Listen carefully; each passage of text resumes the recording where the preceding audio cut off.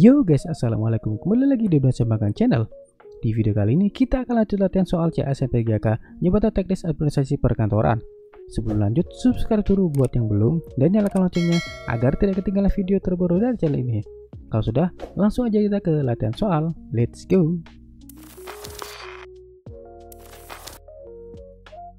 Soal nomor 1.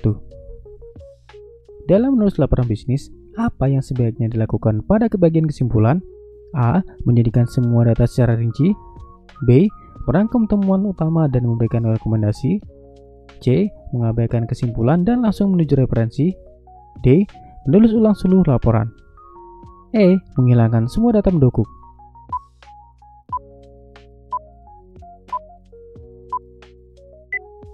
Jawabannya adalah B. Merangkum temuan utama dan memberikan rekomendasi. Kita lihat pembahasannya. Bagian kesimpulan dalam laporan bisnis harus merangkum temuan utama dan memberikan rekomendasi yang relevan berdasarkan analisis data yang disajikan. Kalau opsi A biasanya terdapat pada bab pembahasan.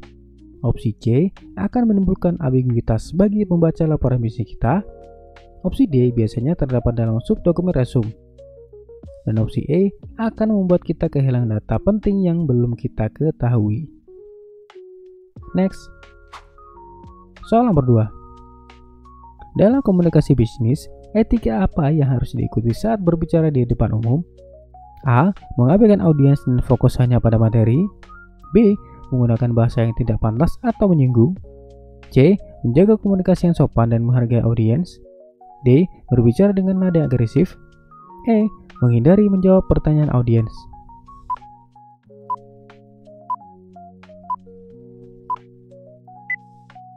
Jawabannya adalah C. Menjaga komunikasi yang sopan dan menghargai audiens. Kita lihat pembahasannya. Etika komunikasi di depan umum mencakup menjaga komunikasi yang sopan dan menghargai audiens, memastikan bahwa pesan yang disampaikan dengan cara yang profesional dan penuh hormat. Kita lihat opsi jawabannya. Opsi A akan menyebabkan komunikasi yang kurang efektif. Opsi B akan menimbulkan respon negatif dari audiens. Kemudian opsi D akan berdampak pada terjadinya ketegangan atau perasaan terancam di pihak audiens. Dan opsi E akan membuat audiens merasa diabaikan atau tidak dihargai. Next. Soal nomor 3. Dalam rapat bisnis, bagaimana cara yang efektif untuk menangani interupsi dari peserta? A. Mengabaikan interupsi dan melanjutkan pembicaraan. B. Menghentikan pembicaraan dan memberi kesempatan kepada peserta yang menginterupsi. C. Menyuruh peserta yang menginterupsi untuk diam. D. Menjawab interupsi secara singkat dan kembali ke topik utama. E. Mengabaikan peserta yang menginterupsi dan melanjutkan dengan cepat.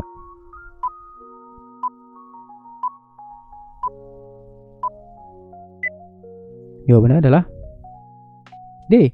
Menjawab interupsi secara singkat dan kembali ke topik utama. Kita lihat pembahasannya. Menjawab interupsi secara singkat dan kembali ke topik utama membantu menjaga rapat tetap fokus dan efisien tanpa membiarkan interupsi mengganggu alur diskusi. Kalau kita lihat opsi jawabannya, opsi A akan membuat audiens merasa tidak dihargai. Kemudian opsi B akan menimbulkan kesan bahwa pembicara mendengarkan namun dapat memperpanjang waktu dan mengganggu alur diskusi. Opsi C akan menyebabkan ketegangan dan menciptakan suasana yang tidak nyaman. Dan opsi E akan menyebabkan ketidakpuasan di kalangan audiens. Next. Soal nomor 4.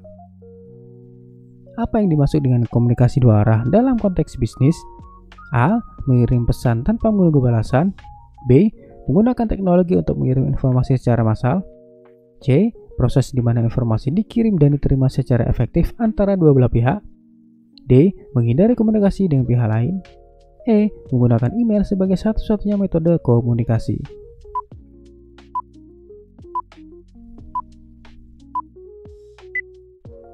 Jawabannya adalah C. Proses di mana informasi dikirim dan diterima secara efektif antara dua belah pihak. Dalam pembahasannya, komunikasi dua arah melibatkan interaksi aktif antara dua belah pihak, di mana kedua belah pihak mengirim dan menerima informasi, memungkinkan diskusi dan umpan balik yang lebih produktif. Kalau opsi A merupakan komunikasi yang terburu-buru atau tidak sabar. Kemudian opsi B adalah komunikasi massal atau komunikasi digital berbasis teknologi. Opsi D merupakan isolasi atau penghindaran komunikasi. Dan opsi E merupakan komunikasi yang terbatas. Next. Soal nomor 5. Dalam menulis laporan bisnis, apa yang harus diperhatikan saat menyusun ringkasan eksekutif? A. Menjadikan semua data dan rincian teknis secara mendetail.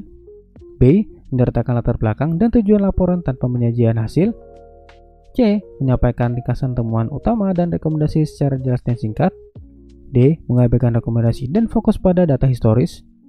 E. Menggunakan bahasa teknik yang kompleks untuk audiens umum.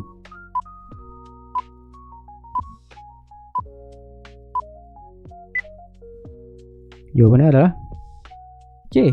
Menyampaikan ringkasan temuan utama dan rekomendasi secara singkat dan jelas. Kita lihat pembahasannya. Ringkasan eksekutif harus menyajikan temuan utama dan rekomendasi dari laporan secara jelas dan singkat, memberikan gambaran umum yang mudah dipahami tanpa rincian teknis yang mendalam. Kalau opsi A biasanya terdapat dalam bab pembahasan. Opsi B akan membuat laporan tidak lengkap dan menurunkan kredibilitas. Opsi D dapat menyebabkan kehilangan peluang untuk perbaikan atau inovasi. Dan opsi E dapat menyebabkan kesulitan dalam pemahaman atau keterlibatan. Oke guys, jadi itu dia contoh-contoh latihan soal yang sudah kita kerjakan. Jika video ini bermanfaat, silahkan bagikan video ini ke teman-teman yang lain agar lebih banyak orang yang mendapat manfaat dari video ini. Kalau ada materi latihan soal yang ingin dibahas, silahkan tulis di kolom komentar ya guys. Kita ketemu lagi di next video. Assalamualaikum.